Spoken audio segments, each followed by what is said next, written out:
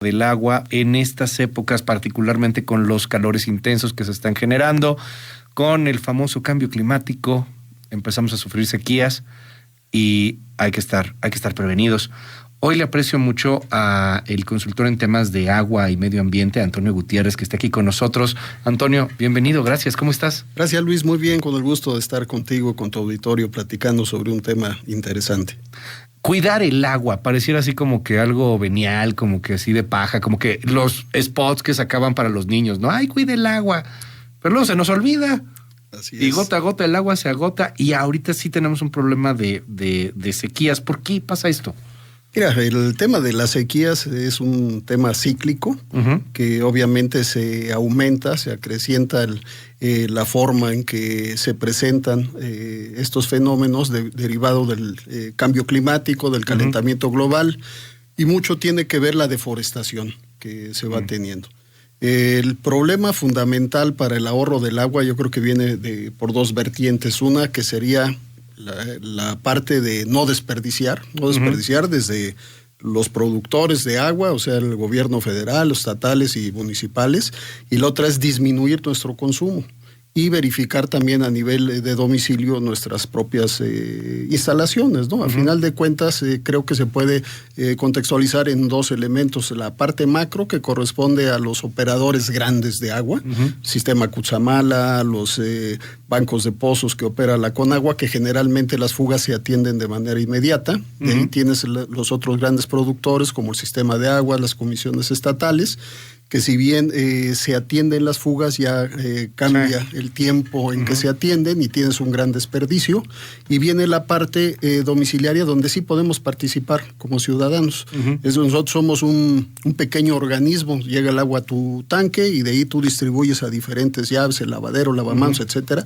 Pero si no cuidamos que no esté goteando, ya el momento, como bien lo dices, que se agota. Oye, ahorita entramos a estos tips que creo que son importantes para tratar de ahorrar agua y estar pendientes pues de lo que puede llegar a generarse en un caso de sequía o de falta del vital líquido.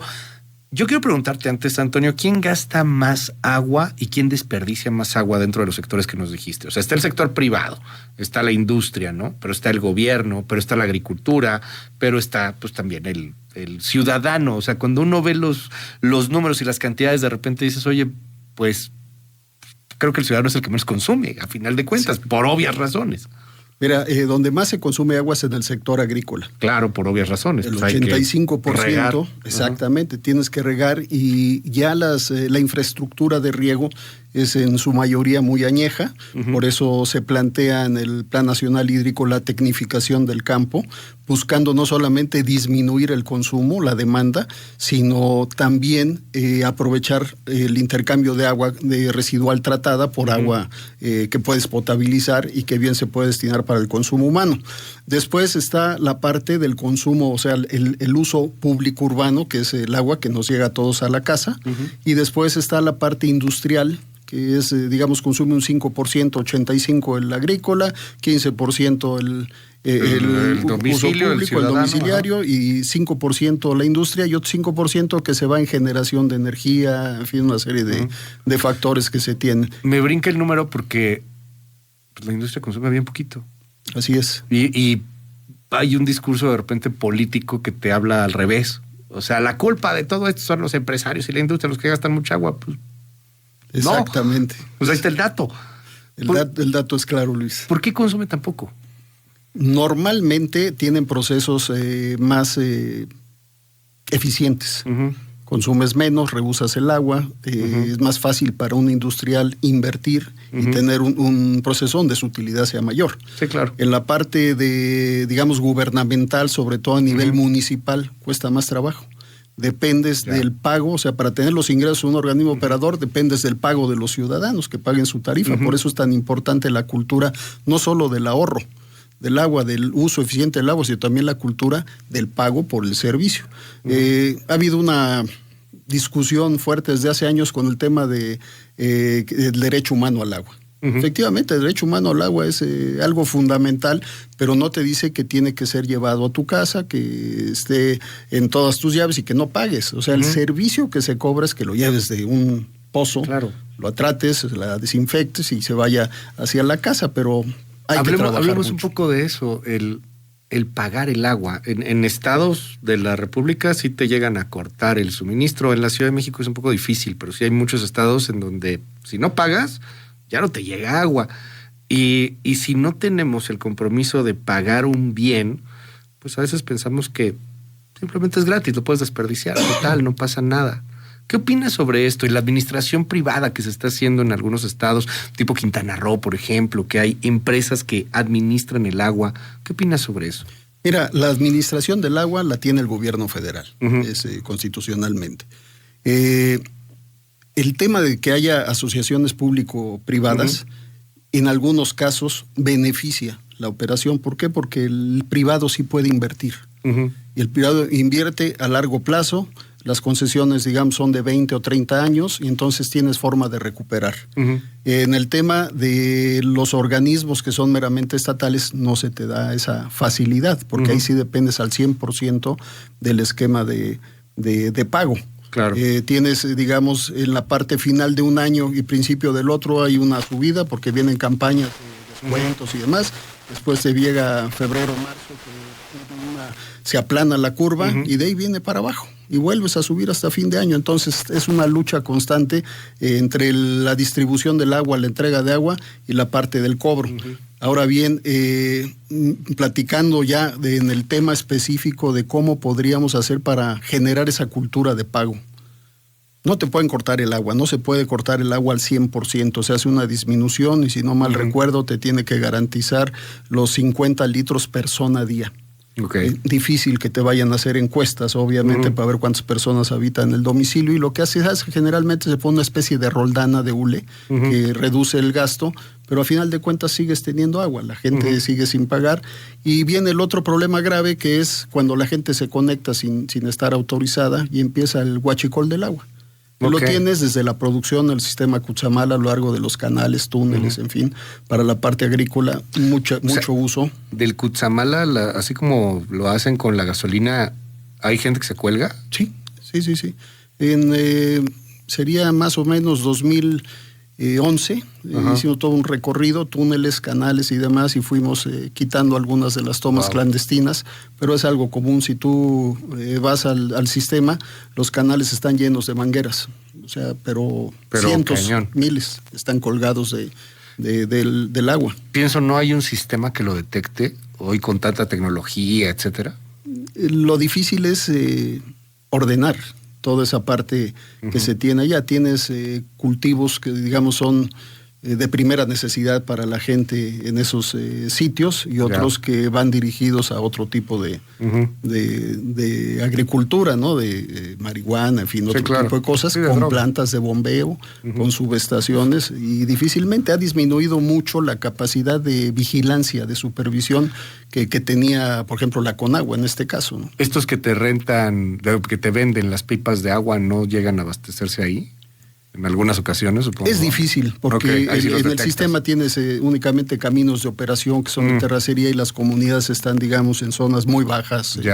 Es difícil. No, sí, el problema con los piperos generalmente es que hay muchos que no están registrados, que no cumplen con la norma dentro de las pipas, pues el almacenamiento de las pipas para que te llegue el agua con calidad. Y hay muchos pozos clandestinos que normalmente cuando se detecta se da el aviso a la autoridad y se clausura. Pero sí es todo un negocio, digamos, un poco oscuro que sigue operando a tope, sobre todo cuando estamos en épocas de sequía, ¿no? Y decías que la cantidad mínima sería de 50 litros por persona, diarios. Así es. ¿Cuánto gastamos en promedio, más allá de lo mínimo? Están normalmente 150, 170 litros persona a día. Wow. Sí. El asunto, como te decía, uno es disminuir las pérdidas y el otro es disminuir la demanda. O sea, casi 10 garrafones, digo, para ponerlo de esa manera, es que uno no lo visualiza. Te metes a bañar y te lavas los dientes, pero o sea, ya que lo visualizas, me lo imagino en garrafones, imagínate, no sé, 7 garrafones, pues sí está cañón. Sí, 20 garrafones diarios. Cada uno. Eso es lo que tienes. Cada uno.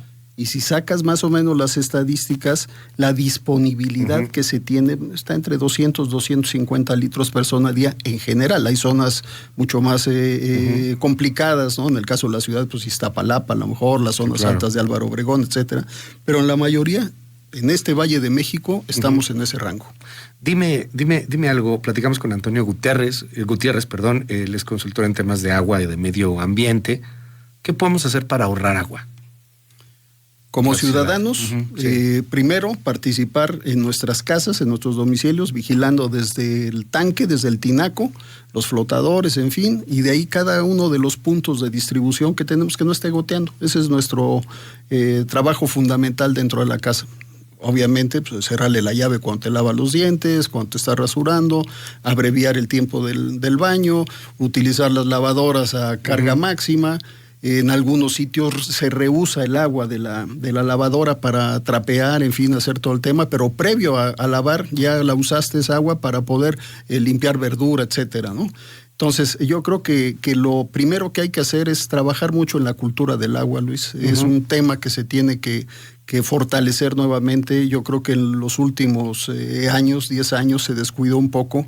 Parece que está tomando fuerza nuevamente todas las campañas de cultura del agua. Hay que trabajar mucho en las escuelas con los pequeñines. Desde ahí empieza todo este tema. Y ya como adultos, pues somos responsables justamente de trabajar en esa parte para poderlo mejorar. Ahora bien, ya te vas a la parte de los distribuidores de agua, de los productores de agua, que son el gobierno federal, los gobiernos estatales y los municipales, y ahí lo que tienes que hacer es modernizar los sistemas. De repente dice, ya reparé la fuga, sí, pero eso es una acción correctiva. ¿Dónde está el mantenimiento? Tú debes de prever el mantenimiento preventivo, debes de darle mantenimiento a la infraestructura, y es un tema que no se conceptualiza, no está ubicado incluso dentro de los programas, la parte de cambiar válvulas, cambiar equipos, etcétera, que normalmente te genera todo este tema. Modernizar la parte de monitoreo. Claro. O sea, tú tienes que tener un organismo que te permita ver en tiempo real dónde se está presentando una baja de presión, que implica obviamente una fuga para poderla atender en el menos tiempo posible y que permita tener ese menor desperdicio, un ahorro de agua. Y luego, pues son conductas que yo creo se deben de trabajar mucho a nivel casa, con la familia, que es la disminución en la huella hídrica, ¿no? Porque realmente, pues, ¿qué tanto consumimos? O sea, ¿qué productos consumimos? Sí, hay que ser conscientes. Ese es el punto fundamental. Y hay que trabajar mucho, Luis. Dicen aquí en el WhatsApp, buenos días, encantados de escucharte, gracias. El problema del agua empieza desde el hogar, reciclar el agua de la regadera, de la lavadora, cuando enjuagas los trastes. Las empresas gastan agua, contaminan y deberían de cerrarles el agua 3 días para que vean lo que se siente, dicen aquí en el WhatsApp. Al sur de la ciudad, en los dínamos, hay letreros que dicen propiedad de una empresa, deberían de revisar, se supone que los mantos pertenecen a la ciudad.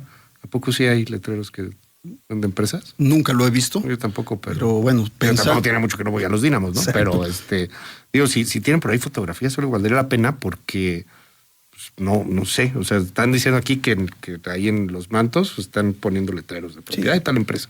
Ya, mira, en la zona alta de lo que es el Ajusco, Magdalena Contreras, Coajimalpa y demás, pues tienes manantiales que seguramente ahí es donde están aprovechando agua, algunos, ¿no? Las aguas son nacionales. Ha habido una controversia entre la propiedad del agua, no si es de los pueblos originarios, si es administración por el gobierno federal. Hoy por hoy la ley y la Constitución marcan a la Conagua como la encargada de administrar ese bien. Hay que cuidar mucho el servicio, y si así está, si te mandan fotografía, yo creo que lo mejor es hacer la denuncia correspondiente, y seguramente lo van a ver. Y efectivamente hay empresas que contaminan, o sea, no toda la parte industrial, digamos, cumple haciendo un buen uso del agua, pero en su mayoría sí lo hacen, porque a final de cuentas los industriales, los empresarios, lo que buscan es eficiencia. Hay que trabajar mucho en la parte comercial y sobre todo yo creo que en reglamentos. O sea, hoy es difícil en una casa modificar la infraestructura interna para tener un mayor ahorro. Pero las casas nuevas, las nuevas construcciones, plazas nuevas, ahí es donde hay que incidir, ¿no?